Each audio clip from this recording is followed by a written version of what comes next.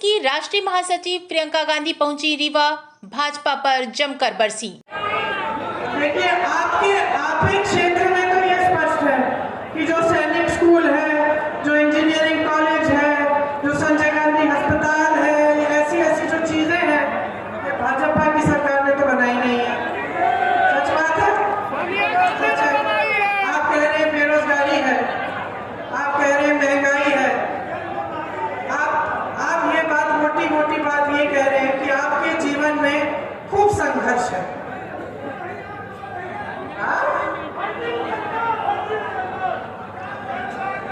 फर्जी घोषणाएं होती हैं, चलिए फर्जी घोषणाएं होती हैं। देखिए, आप कह रहे हैं कि आपकी परिस्थितियां आज क्या है। प्रदेश में जो हालात है वो आप खुद जान रहे हैं। इस मंच पर खड़े होकर कोई नेता आपको समझाता है, उसकी आपको जरूरत ही नहीं है। आप खुद जान रहे हैं कि आज आपकी परिस्थितियां क्या है। आपने बार मामा जी को वोट दिया। जब आपकी समस्याएं खड़ी हुई, जब महंगाई बढ़ती चली गई, बेरोजगारी बढ़ती चली गई, किसान कर्ज में डूब रहे हैं, वो होते रहा, आप शिक्षा की सुविधाएं मांगते रहे, कुछ बना नहीं, स्वास्थ्य की सुविधाएं नहीं है। जब ये सब बढ़ता चले गया और आपने पूछा कि भाई हमारे लिए कर क्या रहे हो, तो जहां तक मैं जानती हूं एक ही जवाब आपको मिलता रहा कि हम आपके मामा हैं, फिक्र मत करो, हम सब कुछ कर लेंगे। जवाब मिला कि नहीं? खड़ी खेती आपकी तबाह हो गई, हम आपके मामा हैं, फिक्र मत करो, सुरक्षित रहोगे। किसान को यूरिया नहीं मिला, फिक्र मत करो, सुरक्षित रहोगे, हम मामा हैं। 18 सालों से आप सुन रहे हैं कि हम मामा हैं, हम मामा हैं। आप देख रहे हैं बुलेट रिपोर्टर। खबर मध्य प्रदेश के रीवा जिले से है, जहां कांग्रेस पार्टी की राष्ट्रीय महासचिव प्रियंका गांधी पहली बार रीवा पहुंची। चुनावी सभा को संबोधित करते हुए श्रीमती प्रियंका गांधी ने भाजपा सरकार पर जमकर निशाना साधा। साथ ही आरोप लगाया कि मध्य प्रदेश में सबसे ज्यादा महिलाओं पर अत्याचार हो रहे हैं। छत्तीसगढ़ सरकार का उदाहरण देते हुए कहा कि सबसे ज्यादा नौकरियां छत्तीसगढ़ में कांग्रेस सरकार ने दी हैं। भाजपा सिर्फ वादे करती है, जबकि कांग्रेस किए गए वादों को पूरा करती है। इस दौरान रीवा जिले के 8 विधानसभा क्षेत्रों के प्रत्याशी मौजूद रहे। ये होता है दिल में आदर, जो सिर्फ जनता के दिल में नेता के प्रति नहीं, लेकिन नेता के दिल में जनता के प्रति।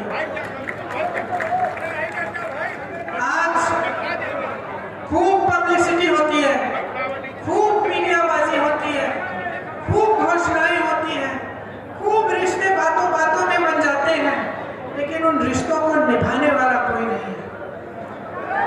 चुनाव खत्म होता है, घोषणाएं भूली जाती हैं, काम कोई करता नहीं है।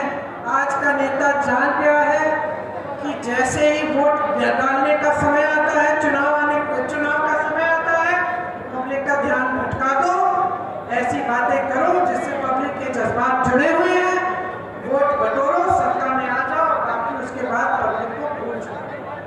ये आदत किसने डाली भाई नेताओं में? मैंने तो नहीं डाली, आपने डाली? किसने डाली बताओ?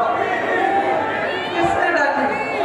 पब्लिक ने डाली है, आपने डाली है। ये बहुत बड़ी शिकायत है आपसे, आपने ये आदत डाल दी। पिछली सभा में मैं कह रही थी, मेरे पिताजी प्रधानमंत्री थे, मैं उनके पीछे जाती थी, अमेठी उनका संसदीय क्षेत्र था, तो उनके साथ चली जाती थी हर बार। मैंने अपनी आंखों से देखा है, अपने कानों से सुना है, प्रधानमंत्री घर पे आ रहा है, वहां पे गांव में महिलाएं ऐसे उनको डांट रही हैं कि भैया तुम भैया हो हमारे, प्यार हम करते हैं तुमसे, ये सड़क हमने पिछले 6 महीने पहले आपसे कहा था इस सड़क को ठीक करो, अभी तक इस सड़क की मरम्मत नहीं करी है, हम वोट नहीं देंगे इस बार। ये देखा है मैंने, और मैंने ये भी देखा है कि वो प्रधानमंत्री वहां खड़े होकर नाराज नहीं हुआ। उसने ये नहीं कहा कि मीडिया के दिखाओ मत, उन्होंने ये नहीं कहा कि चुप हो जाओ, मैं ऐसे कैसे बात कर ली, तुमने जानती नहीं हो मैं कौन हूँ, ये नहीं कहा।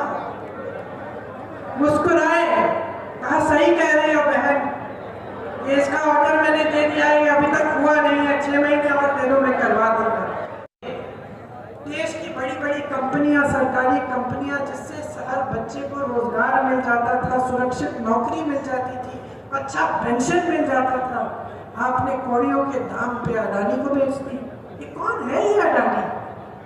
ये कौन है ये एक शख्स जिसके हाथों में आप सब कुछ डाल रहे हैं, जिसके बारे में विपक्ष के नेता एक लफ्ज बोलते हैं, चाहे आप संसद से निकाल देते हैं, घर से निकाल देते हैं, क्योंकि आपसे सवाल उठाया। क्यों डांटते हैं इस आदमी को बचाने के लिए? क्या है इसमें खासियत कि आज ये पूरे देश का मालिक है? ये जो सरकारी कंपनी, ये आप बोल रहे हैं, मैं नहीं बोल रही हूँ, ये सारा पैसा, ये सारी संपत्ति किसकी है जो दी जा रही है? ये जो कहते हैं ना 70 सालों में कुछ नहीं किया, कुछ नहीं बनाया, अगर कुछ नहीं बनाया होता तो ये देते क्या अपने दोस्तों को? देते क्या? PHEL दे दिया, HAL दे दिया, रेलवेज दे दिया, बंदरगाह दे दिए, हवाई अड्डे दे दिए, छोड़ा क्या है इस देश के लिए? छोड़ा क्या है? महंगाई से कौन जूझ रहा है?